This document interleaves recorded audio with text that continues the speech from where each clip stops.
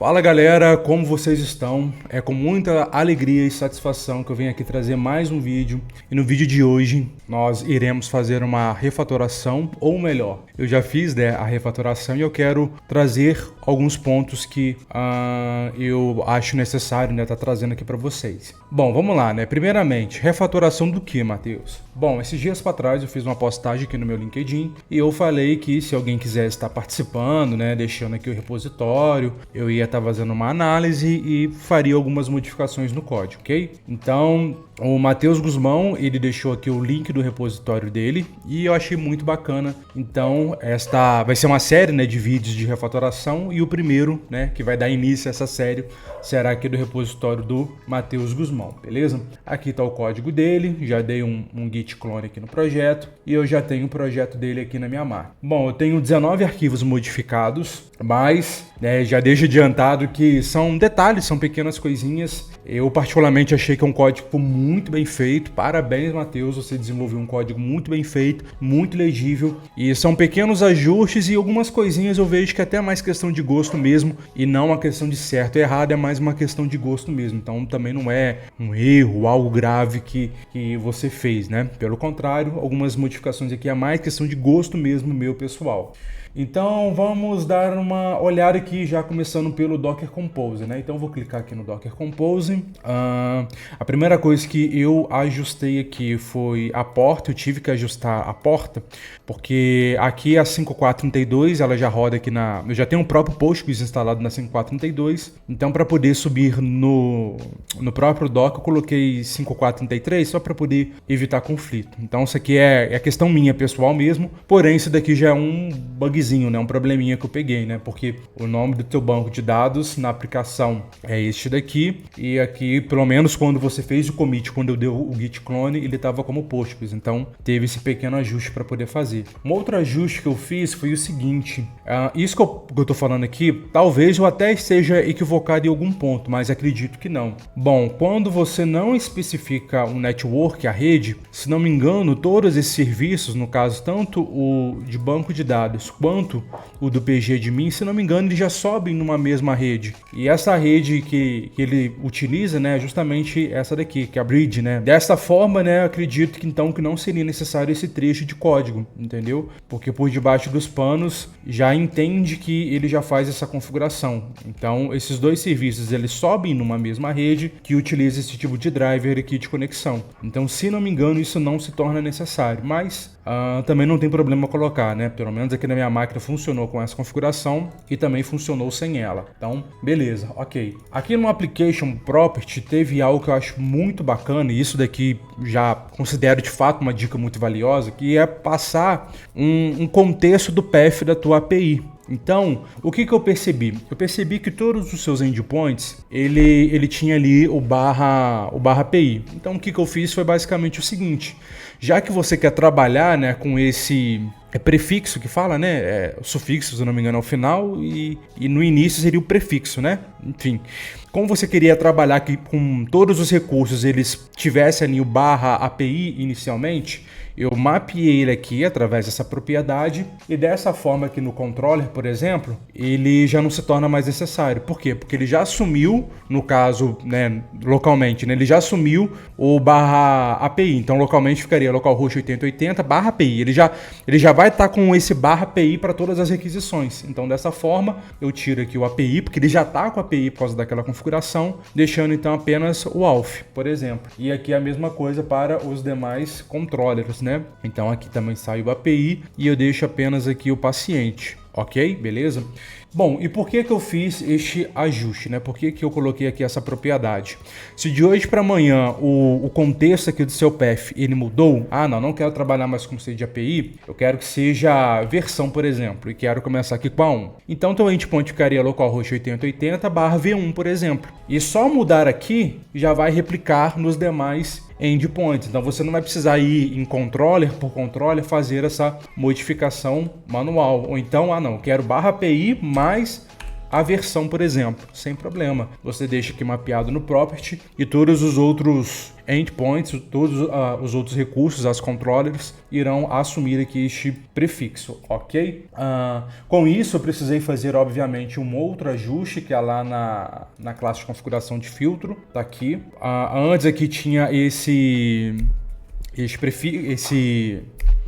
início, né, de /pi, e como agora eu já mapeei ele naquela propriedade aqui de servlet, este /pi aqui ele já não se tornou mais necessário, então ele precisou ser removido, ficando apenas o restante aí do comando, beleza? Para quem não está entendendo muito, isso daqui é uma classe de configuração. Deixa eu tirar isso daqui. Perfeito. Bom, isso daqui é uma classe de configuração, né? Ele está trabalhando com Spring Security, e esta classe faz uma série de configurações, como por exemplo, questão de autenticação, questão de permissão, etc. Então, basicamente é isso, né? Eu acho que eu fiz mais um ajuste também. Aqui você estava declarando, né, uma propriedade e depois você estava retornando ela. Então, também fiz um ajuste, né? Eu já retornei aqui diretamente, ok? Então, já retornei aqui diretamente e dei o ponto build. Quando eu faço isso, ele já vai me trazer, né, um tipo de security filter chain, ok? Beleza. Então, vamos ver mais o que a gente fez. Então, aqui eu tenho minha classe, né, que foi modificada. Eu já não tenho mais o API, maravilha. Sim, aqui eu tenho agora o login. Vamos dar uma olhada para a gente ver o que a gente fez no login. No login, eu coloquei aqui no response entity aquilo que eu estou devolvendo, né? Eu estou devolvendo um login response, ok? Deixa eu dar uma olhada aqui como estava antes. Deixa eu dar uma olhada. Antes você não estava passando, né, um tipo de response entity. Se você for dar uma olhada aqui, o response entity ele é uma classe que trabalha com tipo genérico, entendeu? Então é bacana você passar aquilo que você vai estar devolvendo, né? No caso, como eu estou devolvendo aqui um login response DTO, então eu passei ele aqui para cá para poder ajudar na legibilidade do código. E outra coisa que eu pelo menos não curto muito é ficar utilizando this. Mas isso não se encaixa naquilo que eu falei, né, de uma mudança de fato que precisava ser feita, é mais questão de gosto. Por quê? Bom, eu vejo que o this ele é muito legal quando você está trabalhando ali, né, com um construtor. Então, por exemplo, né, você quer um construtor aqui dessa classe. Perfeito? E aqui como parâmetro eu recebi uma variável, né, do tipo outService em PL que chama service. Então o que você está fazendo aqui? O que você está fazendo aqui é basicamente o seguinte, que a variável de nome service que veio como parâmetro, ela vai ser atribuída ao service que está na própria classe, que é um atributo da própria classe. Então para você referenciar, você utiliza o this, ou seja, esse this é para poder referenciar que é o service da própria AuthController, beleza? Então eu vejo que o this ele combina muito nesse cenário, né? Quando você vai fazer algo no construtor, né? Quando você vai fazer ali o set, por exemplo. Então utilizar o this faz muito sentido, porque justamente, né, você quer que o atributo da classe venha receber o atributo que é do mesmo nome que está vindo no método ou no construtor.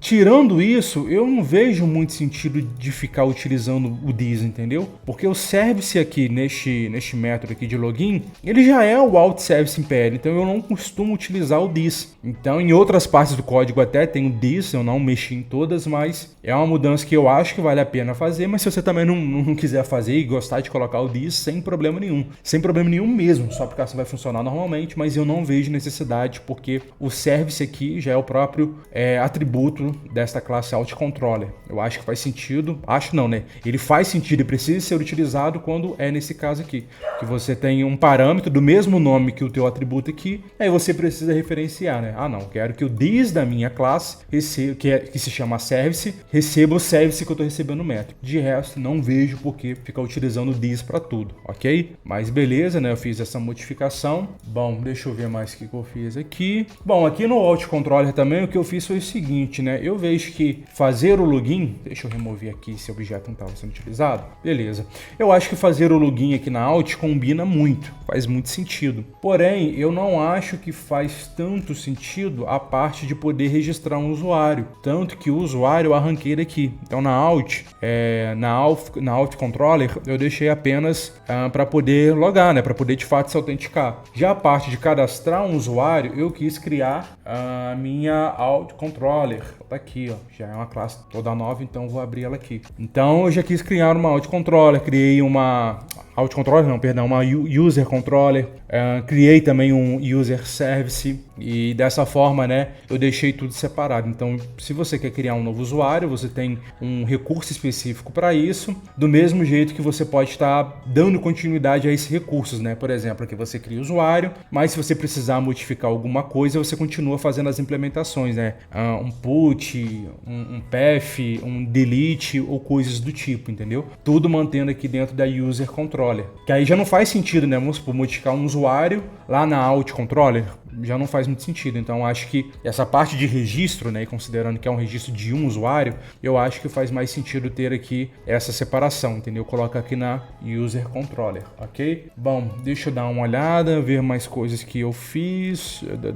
Vamos dar uma olhada. Deixa eu dar mais uma olhada. Ah, tá. Modifiquei aqui algumas coisinhas. Ah, sim. Aí na minha service, né, eu já não tenho mais o registry, porque ele ficou lá na User Service. Beleza. Na Patient Controller. Bom, na Patient Controller, olha só que coisa interessante. Uma dica também que eu acho bem legal é o seguinte: tome muito cuidado com esse ponto asterisco que o IntelliJ ele acaba colocando pra gente. Ele acaba importando todas as classes que estão aqui nesse pacote de annotation. Isso não é legal. Então, toda vez que o IntelliJ ele te der essa sugestão, deixa eu ver se eu consigo voltar pro jeito que tava. Ficaria assim, né? O que você faz? Você dá um clique aqui mais ou menos e aqui você marca essa opção aqui, ó, que você quer importar as classes de forma única, apenas as classes que estão sendo utilizadas. Aí ficaria assim dessa forma. Então você para de importar todas as anotações deste pacote e com isso você traz apenas as quais você de fato está utilizando aqui nessa classe. Esta também é uma boa prática. Bom, deixa eu ver mais aquilo que eu mudei, né? Mudei o this também, ok. A mesma coisa aqui. Deixa eu dar uma olhada, a mesma coisa aqui no this. E aqui tem a questão do update. Bom, a questão do update é o seguinte: quando você colocou o seu repositório lá para que eu pudesse, né, reagindo, né, fazendo a correção, eu falei que eu achei algo aqui no put, né, no update, que poderia ser um problema. Mas depois que eu dei uma olhada de fato na tua aplicação, eu consegui entender aquilo que você fez, você está corretíssimo. Então, assim, descarta, ignora aquilo que eu comentei lá na minha postagem no LinkedIn do teu repositório. Mas, de qualquer maneira, eu acho que é muito válido eu trazer essa abordagem, porque pode ser algo que muitas pessoas, elas não têm, assim, este entendimento. Então, eu quero estar trazendo aqui um possível problema que você pode ter aí na tua aplicação. Bom, a tua aplicação ela está funcionando corretamente porque eu percebi que você cria um usuário administrador e é este usuário que vai cadastrar os pacientes. Então, toda vez que você precisa remover, por exemplo, ou atualizar, por exemplo, um paciente, você de fato precisa receber, que nem está aqui, né, que nem você tinha feito, você precisa receber o ID desse paciente. Então, você tem uma pessoa geral, que é o usuário, e é este usuário que faz ali a manutenção do paciente. Então, isso de fato é muito parecido, né, com os sistemas que a gente vê aí nas clínicas e tudo mais. Você chega ali com seus documentos, né, e ali você apresenta os documentos e a pessoa responsável ali, né, pelo hospital, pela clínica, ela vai anotando todos os seus dados e é ela que faz o cadastro. Então, ok, a tua implementação ela está corretíssima. Nesse caso, de fato, eu preciso na hora de atualizar ou na hora de deletar, eu preciso de fato remover então qual que é o paciente que eu quero fazer isso. Mas agora considere uma aplicação onde não tem esse conceito de usuário, ou seja, uma aplicação que você mesmo se cadastra. Bom, qual o problema que você poderia ter recebendo o ID como parâmetro? Vamos lá. Vamos considerar que eu me cadastrei no sistema e eu sou usuário de ID 5, por exemplo, ok? Eu sou usuário de ID 5. Ok, eu logo na aplicação, eu estou autenticado na aplicação, eu tenho um token e eu passo ele na requisição. Então, como é um token válido, é um token que está ligado ao usuário 5, que sou eu, porém eu descubro a requisição e eu vi que essa requisição ela espera um ID como parâmetro. E se eu simplesmente decido passar o ID 4 do usuário 4 ou do paciente 4? Por exemplo, caso a nossa aplicação não tenha esse conceito de alguém geral que cadastra, como foi o jeito que você fez e que está correto. Vamos considerar que você se cadastra e agora você quer remover o teu cadastro, porém você descobriu o endpoint, por exemplo. E considerando que o endpoint está esperando uma ID como parâmetro, olha como isso pode ser perigoso. Você já passou o token, ou seja, você está autenticado, ou seja, a aplicação ela vai seguir o fluxo normal, porém você decide testar, você decide aprontar, fazer uma trapaça, fazer um teste. Poxa, eu já estou autenticado, vou passar então esse token na autenticação, ou seja, vai dar tudo certo, porém eu sei que eu sou o 5. Mas e se eu passar o usuário 4, o paciente 4, enfim, se eu passar o 10, o que acontece? Bom, o que iria acontecer é que simplesmente você iria remover alguém que não é você. Olha o grande problema que você teria. Então, considerando este cenário de aplicação, que não é o que você fez de uma outra forma e por isso seu código já estava certo, mas considerando este cenário que eu quero trazer para vocês como ensinamento mesmo, o que vocês iam ter que fazer, basicamente é o seguinte. Então, eu me autentiquei na aplicação, porém eu me autentiquei, agora eu quero remover a minha conta. O que você vai ter que fazer? Bom, eu já estou autenticado e da autenticação eu quero pegar aqui o token que veio nessa autenticação. Então, dessa forma, isso está me garantindo que o usuário que está autenticado é aquele que será removido. Para quê? Para que justamente eu não venha remover uma outra pessoa se não seja eu mesmo. Ou seja, se eu estou logado na aplicação, eu loguei, Matheus, loguei. Na hora que eu clico no botão, não quero mais ter a conta aqui nesse sistema, eu quero me remover. Na hora que eu mando a requisição, eu tenho que me remover. Matheus, que é eu que estou logado. Eu não posso remover uma outra pessoa. Então, o que acontece? Aqui na sua classe aqui de autenticação, cadê? Pronto, achei.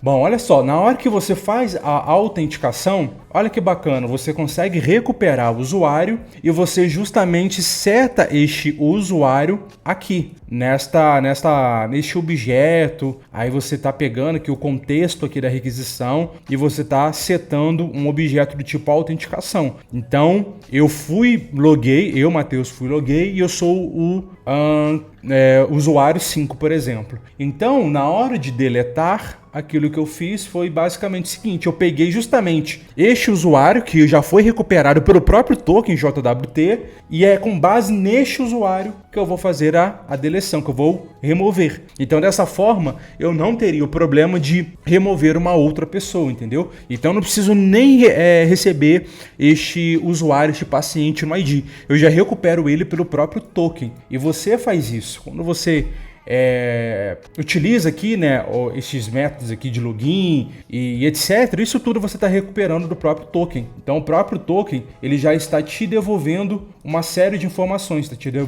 te devolvendo quem é o login e pelo login você consegue pegar o usuário. Então, dessa forma, o que você basicamente está fazendo é o seguinte: o usuário Matheus é o qual que está logado e com isso eu quero setar ele no contexto aqui da minha requisição. E depois eu vou e pego ele e faço a remoção. Então, nestes sistemas, neste caso, galera, quando você está desenvolvendo uma aplicação onde eu mesmo me cadastro, por exemplo, não é um administrador geral, é eu mesmo me cadastro e agora eu quero remover um dado ou eu quero me atualizar, recupere esta identificação do cliente do próprio token. Não receba isso na requisição para evitar qualquer tipo de falha na tua aplicação, entendeu? Então, assim, essa explicação ela ficou um pouco mais longa, mas é uma explicação muito válida. E caso você não tenha ficado claro, pode deixar aí no comentário que eu tento explicar digitando, mas eu acredito que deu para ter um overview aí bacana daquilo que eu quis trazer para vocês, certo? Bom, deixa eu ver mais algumas modificações que eu fiz. Aí o delete, né, mostrando essa abordagem, já não preciso mais receber o ID, ok? Lembrando mais uma vez que o jeito que você fez está certo, porque você tem um administrador geral, então é só o administrador que remove e atualiza. Então, nesse caso, não tem o que fazer, você de fato precisa receber o ID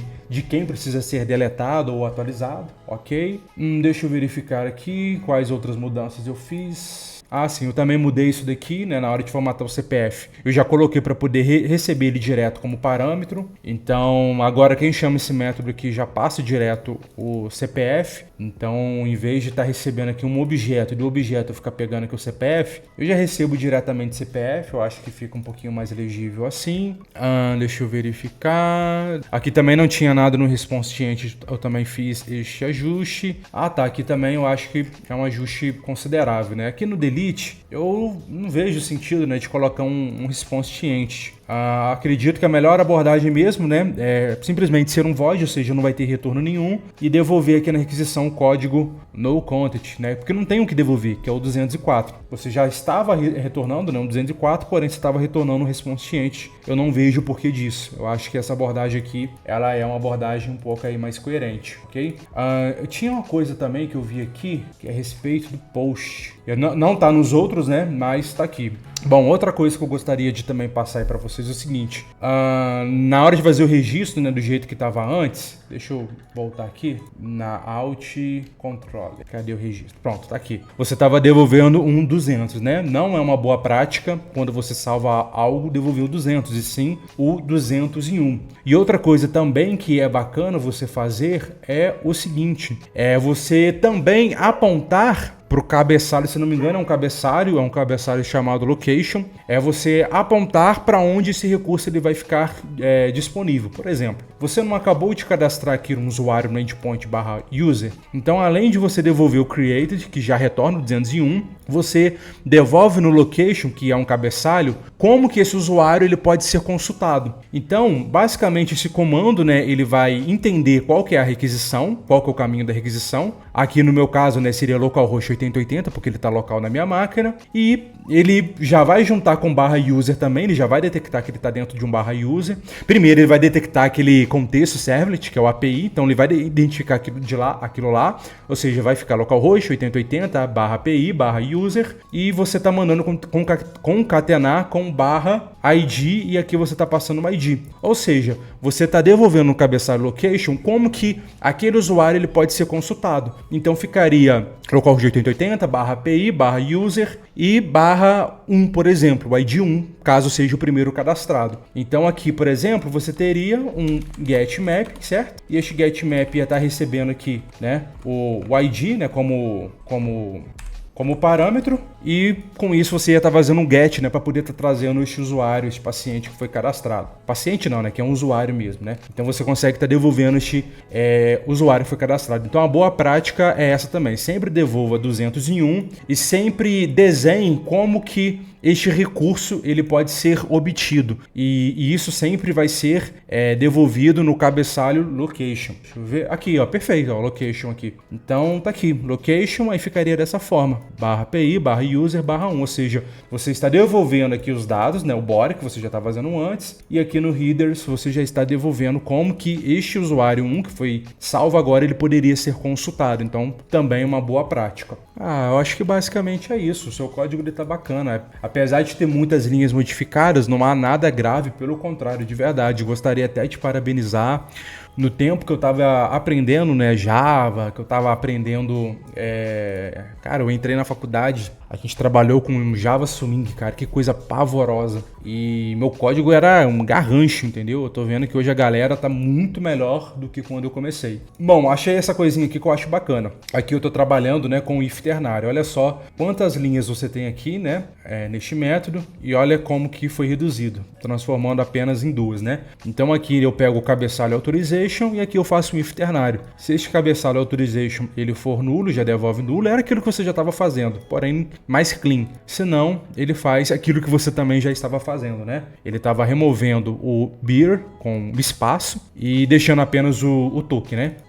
Beleza. Aí aqui tá meu user controller, aqui no map acho que eu não mudei nada demais. Não, acho que basicamente é isso.